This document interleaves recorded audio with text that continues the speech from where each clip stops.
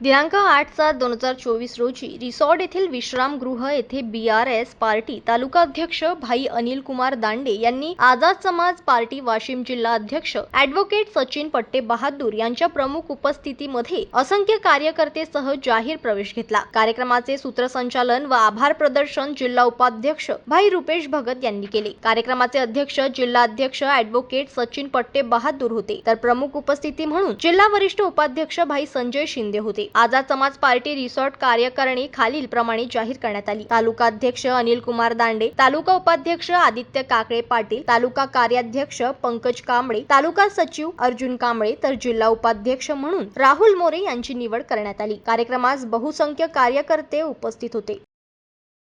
जनमत live news साठी वाशिम मधून ज्ञानेश्वर वरघट यांची रिपोर्ट।